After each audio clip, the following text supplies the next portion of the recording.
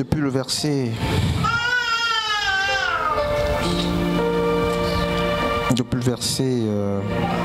premier. Dès prends le micro qui est là-bas, tu vas lire.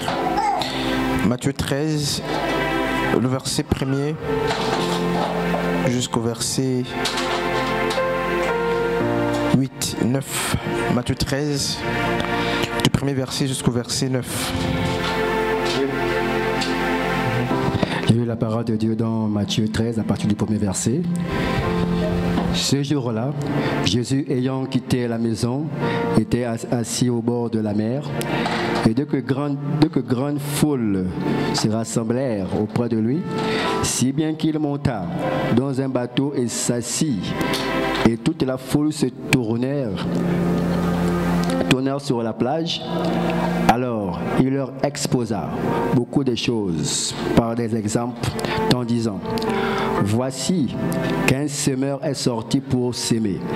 Et comme il s'aimait, des grains sont tombés le long de la route. Et les oiseaux sont venus et les ont mangés. Chapitre 5. D'autres sont tombés sur les endroits rocailleux, où ils n'avaient pas beaucoup levé, parce qu'ils n'avaient pas de profondeur de terre. Mais quand le soleil s'élevait, ils ont été brûlés. Et parce qu'ils n'avaient pas de racines, ils se sont desséchés. D'autres encore sont tombés parmi les épines, et les épines ont monté et les ont étouffés. D'autres, enfin, sont tombés sur la... Jusqu'à 9, hein. Sur la belle terre, et il donnait du fruit.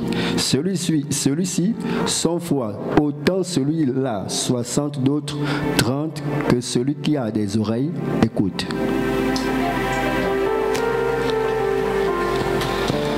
Je vais relire le verset depuis le verset 7. D'autres grains tombèrent. Verset 7. D'autres grains tombèrent parmi les ronces, celles-ci grandirent et étouffèrent les jeunes pousses. Le verset 8 dit: d'autres grains enfin tombèrent sur la bonne terre et donnèrent du fruit. Avec sur la bonne terre et donnèrent du fruit, rendement de 100, avec un rendement de 100, 60 ou 30 pour 1. Voilà, donc on est là. On peut s'asseoir. Le verset 8 dit ceci: d'autres grains enfin tombèrent sur la bonne terre et donnèrent du fruit avec un rendement de 100, de 60 ou 30 pour 1. Que celui qui a des oreilles pour entendre. C'est une parabole, n'est-ce pas, la parabole de Yeshua, parmi au moins 39 paraboles de Christ. Celle-ci apparaît aussi très, très riche en enseignements. Et celle-ci que nous allons étudier. Et la même parabole se trouve aussi dans le livre de Marc chapitre 4. Je voudrais aussi qu'on prenne, n'est-ce pas, ce texte. Marc chapitre 4. Et donc Matthieu nous apprend que le grain qui est tombé en terre et surtout sur la bonne terre donne d'abord 100, 60 ou 30 pour 1. Donc Matthieu nous dit ceci. Donc on a Marc 4 ici, depuis le verset 1er. Et les deux textes parlent de la même histoire. Nous allons faire une étude comparée. Marc chapitre 4. Marc chapitre 4.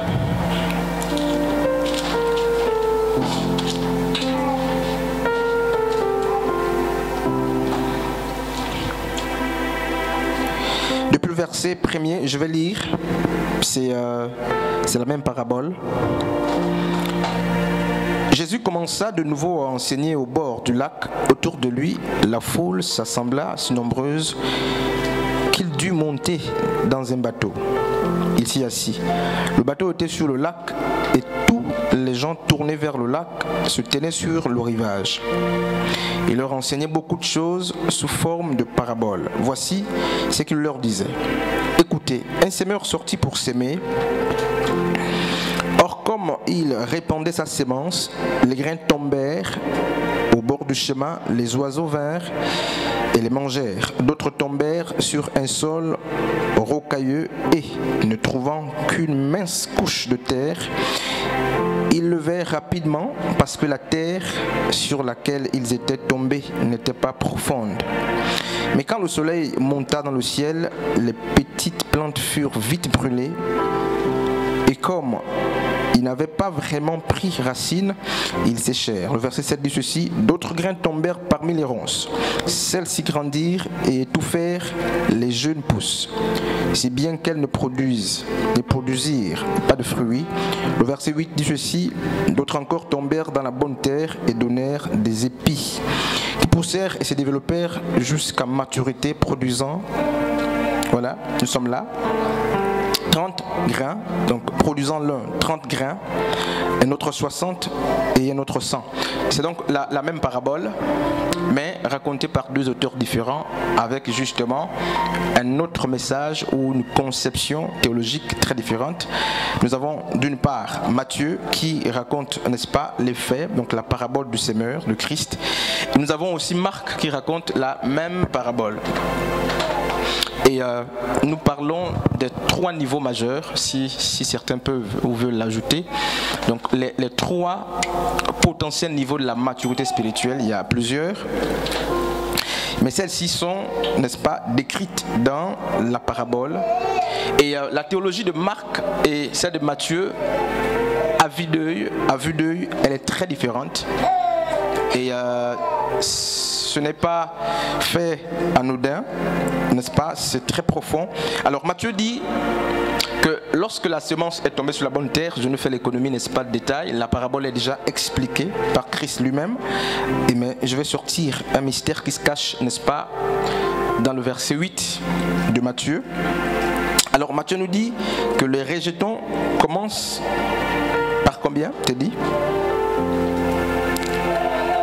Lorsque vous faites une comparaison entre le récit de Marc et celui de Matthieu,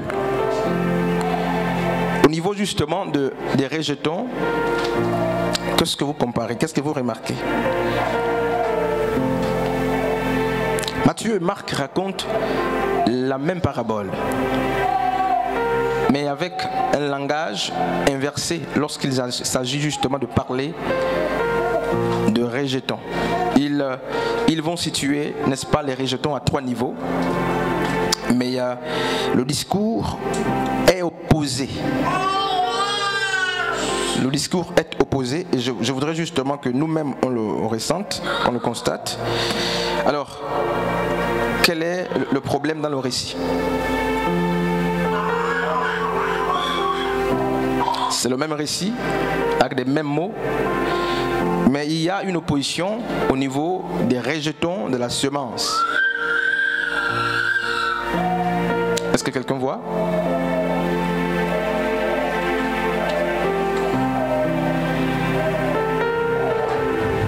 C'est très important de constater ce que je vois, et c'est là justement le déclic de l'enseignement. Matthieu dit ceci, depuis le verset 8, d'autres encore tombèrent dans la bonne terre et donnèrent des épis qui poussèrent et se développèrent jusqu'à maturité, produisant l'un 30 grains, un autre 60 et un autre 100. C'est Marc chapitre 4. Et Matthieu dit la même chose, mais d'une manière opposée. Il dit, depuis le verset 8, d'autres grains enfin tombèrent sur la bonne terre et donnèrent du fruit avec rendement de 100, de 60 ou de 30 pour 1. Vous constatez quoi là-bas?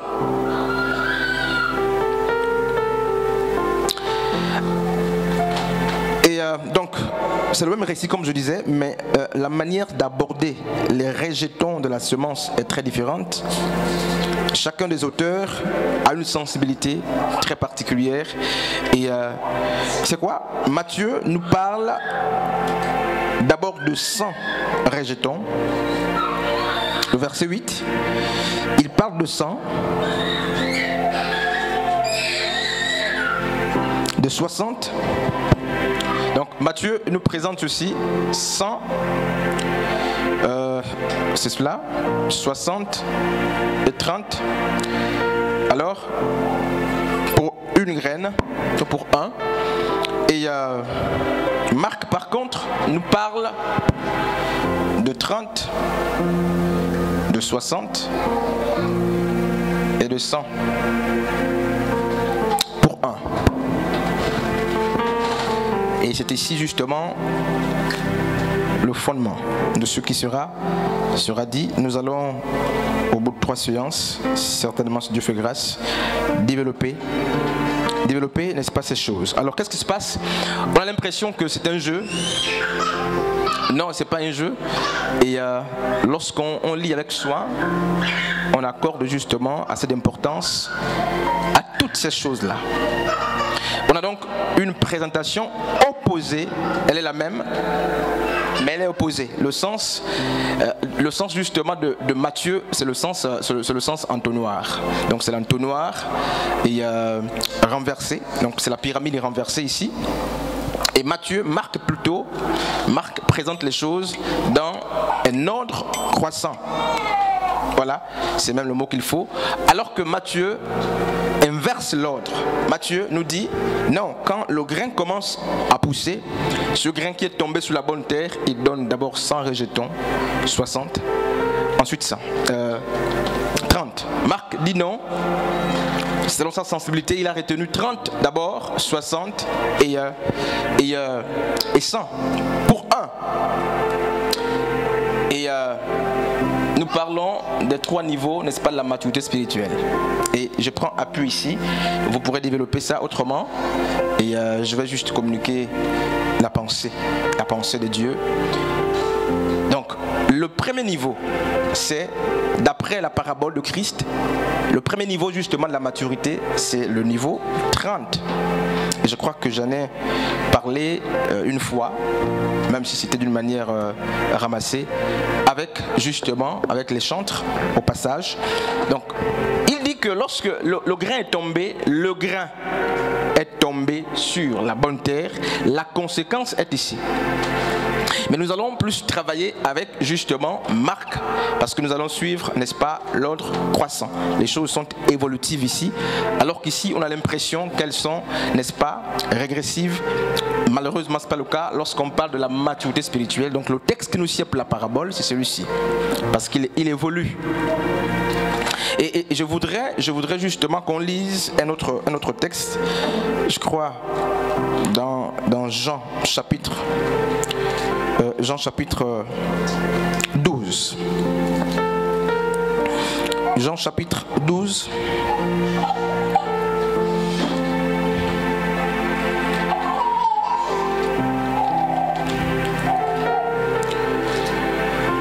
Jean chapitre 12 au verset...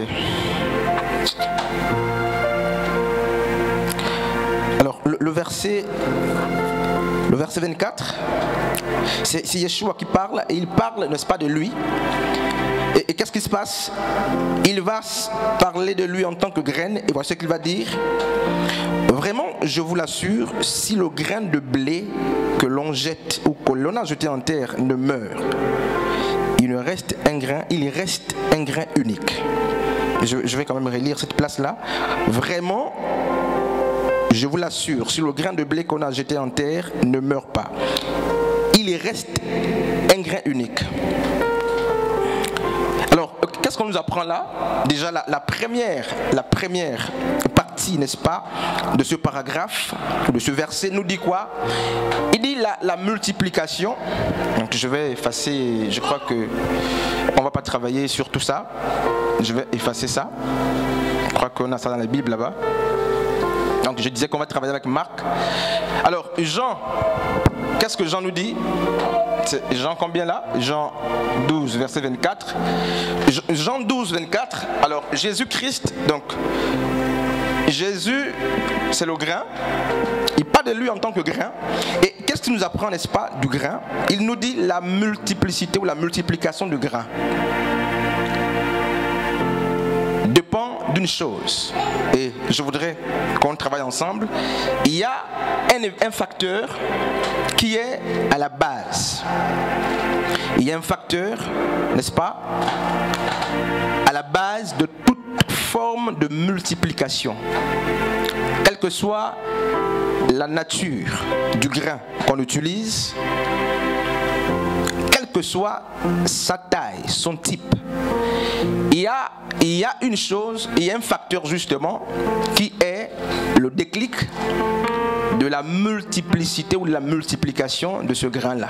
Et ici justement dans Jean 24, la première partie nous dit: je vous l'assure, vraiment je vous l'assure, si le grain de blé que l'on a jeté en terre ne meurt pas, il reste un grain unique.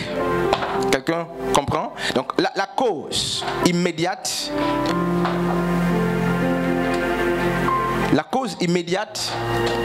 n'est-ce pas, de la multiplication du grain, d'un grain qu'on a mis en terre, c'est quoi?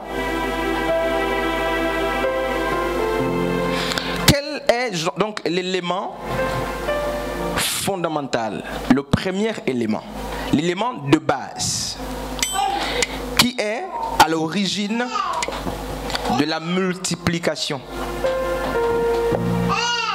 D'après justement cette petite portion des Écritures. Je crois que ça c'est la compréhension du texte. Il dit il y a un élément. D'ailleurs cet élément est précédé par quoi? D'abord il faut, n'est-ce pas, il dit le grain que l'on a jeté, n'est-ce pas, le grain, hein, le grain que l'on a jeté. Il dit ça. D'abord qu'on a jeté en terre. Mais ça c'est autre chose, je ne veux pas d'abord parler de ça, de jeter là, parce qu'on va comprendre ça tôt ou tard, lorsqu'on va voir 60 et 100. Il dit, si ce grain de blé ne meurt, donc ce grain de blé qu'on a jeté en terre ne meurt, il reste un grain unique. C'est quoi? Le facteur de la multiplication, c'est dit,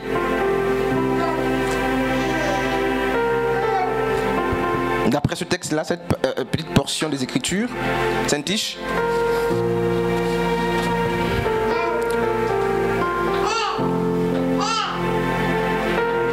qu'est-ce qui fait que le grain reste unique? Alors, unique, c'est que, en fait, unique, c'est quoi, t'es dit là? En fait, l'auteur dit que le grain reste tel qu'il a été jeté. Il ne change pas. Il reste le même.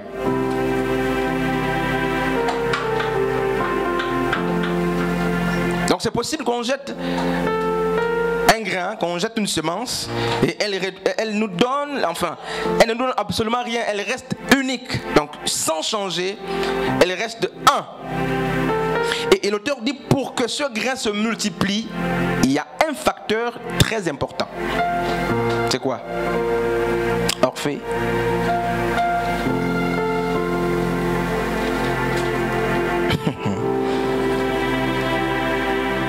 Je ne suis pas loin dans les Écritures, hein, je suis là. C'est quoi? Marie? La mort. Donc, c'est la mort. Voilà. Donc, la mort est importante. Et ça, c'est très bien. Merci Seigneur. C'est des choses qu'on n'a jamais vues. Et on se laisse conduire par le Seigneur. La mort est importante. Je ne m'attendais pas à voir ça comme ça. La mort est donc importante dans la multiplicité. Et qu'est-ce qui se passe? En parlant de lui, Jésus s'identifie comme étant le grain de blé. Justement, il parlait de... C'est la parabole, hein, c'est le signe de Jonas. Et il dit, mais s'il meurt, il porte du fruit en abondance. Celui qui s'attache à sa propre vie la perdra. Mais celui qui fait peu de cas de sa vie en ce monde, n'est-ce pas, la gagnera pour la vie éternelle. Donc Jésus parlait de lui. Et je pense que c'est très important pour comprendre, n'est-ce pas, le premier niveau de la maturité. Il parle de lui, il dit qu'il était seul. Donc il n'avait pas de membres, il était donc seul. Et il nous apprend que pour que Christ, qui est la tête, n'est-ce pas, du corps, parce que nous sommes le corps de Christ. Christ n'est pas les mains, Christ c'est pas les pieds, c'est pas les yeux, on dit Christ est la tête. Donc il est aussi une partie, Christ est une partie de l'église. Donc Christ, je ne dis pas que Christ est chrétien, mais Christ est membre de l'église. C'est un membre de l'église, c'est pourquoi on peut l'appeler frère. Christ est membre de l'église. Et il nous dit quoi? Il meurt seul, lui en tant que grain, il meurt seul. Ou du moins, s'il, n'est-ce pas, ne meurt pas pour accomplir justement le signe de Jonas, s'il ne meurt pas, parce que les membres, alors on va d'abord lire Matthieu chapitre 18, quelqu'un pour nous prendre Matthieu chapitre 18. Donc Christ, pendant qu'on apprête au texte, Christ nous apprend que l'église qui est, n'est-ce pas, l'ensemble des membres du corps de Christ est la conséquence de quoi? Mais c'est la conséquence de sa mort. Donc si Christ ne meurt pas, il n'y a pas véritablement d'église. Il n'y a pas des rejetants en abondance. Parce qu'il dit, pour qu'il y ait multiplication, pour qu'il y ait abondance, il faut que le grain d'abord soit jeté.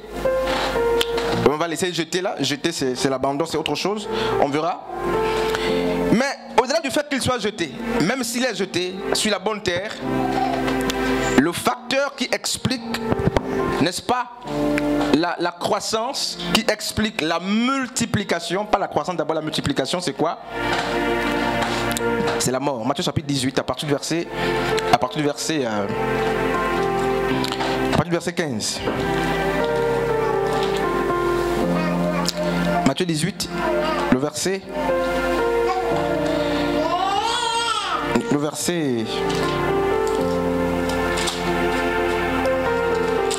15.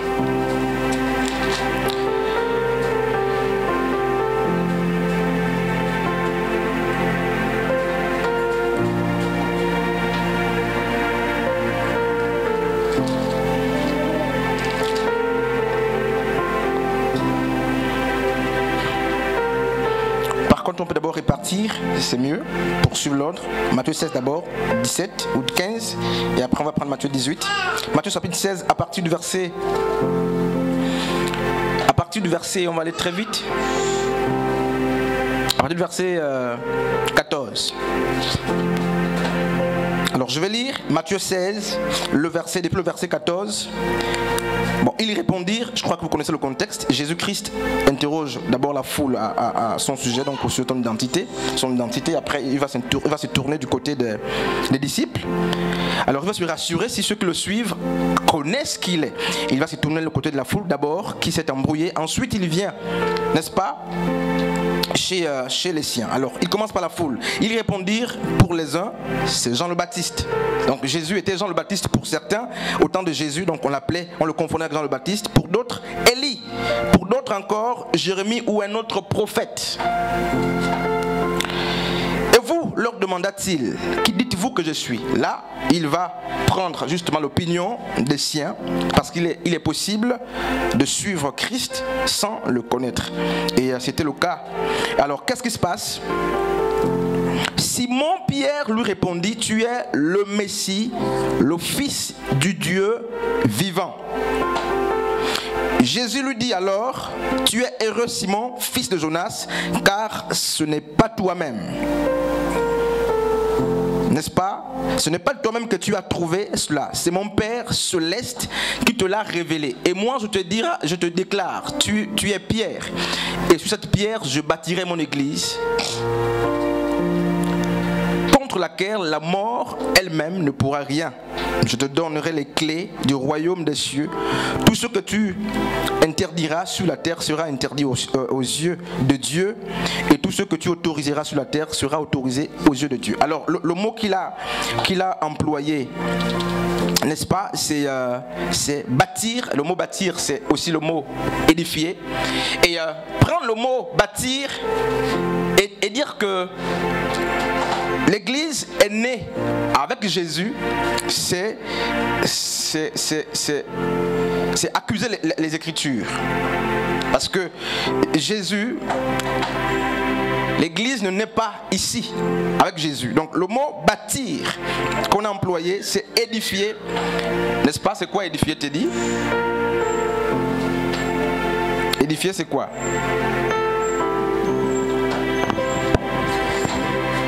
C'est édifier, c'est enseigner, exhorter, orphée, édifier. C'est quoi? Enseigner, exhorter, édifier.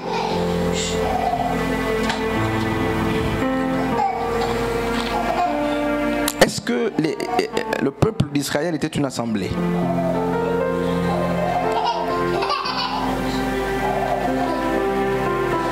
Diel.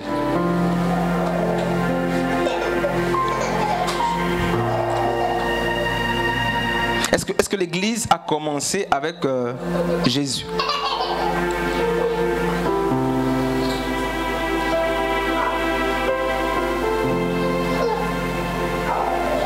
L'Église est née quand?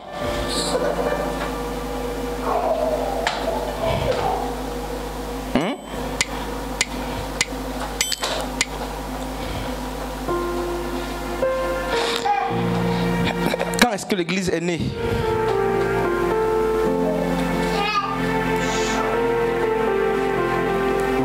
L'Église a commencé quand?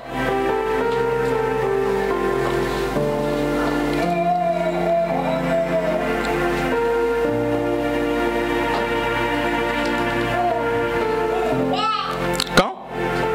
À la mort de Jésus, avant Jésus, à Saint-Tiche. L'Église a commencé quand?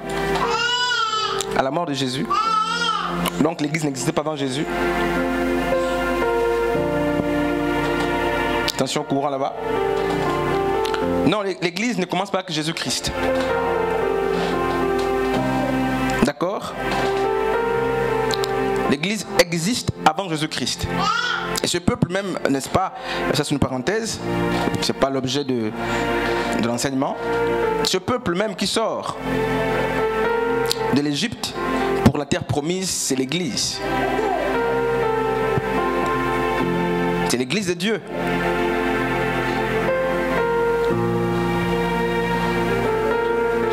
Et ici Jésus dit, je bâtirai mon Église. Une expression qui est prise pour justement dire que c'est ici que Jésus a commencé à bâtir l'Église. L'Église de Jésus existe depuis avant même la mort de Christ. Et qu'est-ce qui se passe? Donc sa mort vient justement pour donner forme pleine à ce qui était une image hier. Et le verbe édifier ici prend, n'est-ce pas, la forme d'enraciner, faire asseoir. Regardez. Quelqu'un pour nous lire... Quelqu'un pour nous lire Jean chapitre...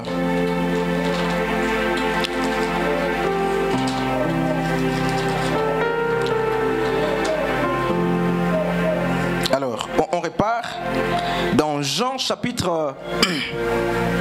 Voilà, merci Seigneur. Jean chapitre 20. Depuis le verset, quelqu'un va me lire ça? Il y a un micro. Voilà, depuis le verset 19 jusqu'au verset 22. Très vite, pardon. Donc, je disais que l'Église existe avant Jésus-Christ. L'église du Seigneur, l'assemblée de Dieu, c'est des hommes mis à part, et les Hébreux étaient déjà mis à part, donc ces Juifs étaient mis à part avant Jésus, c'est l'église de Dieu. Mais Jésus dit qu'il devait édifier son église sur la révélation que l'apôtre Pierre a eue de lui. Et je disais justement que le mot édifier ne doit pas être confondu avec le mot bâtir, au sens premier. Alors on va d'abord lire quelque chose pour comprendre où est-ce que je suis en train d'aller. Jean chapitre 20. Jean chapitre 20, depuis le verset 19, prends le verset 19 jusqu'au verset 22. Le soir de ce jour, qui était le premier de la semaine, les portes du lieu où se trouvaient les disciples étant fermées à cause de la crainte qu'ils avaient des Juifs. Jésus vint, se présenta au milieu d'eux et leur dit: La paix soit avec vous. Que la paix soit avec vous.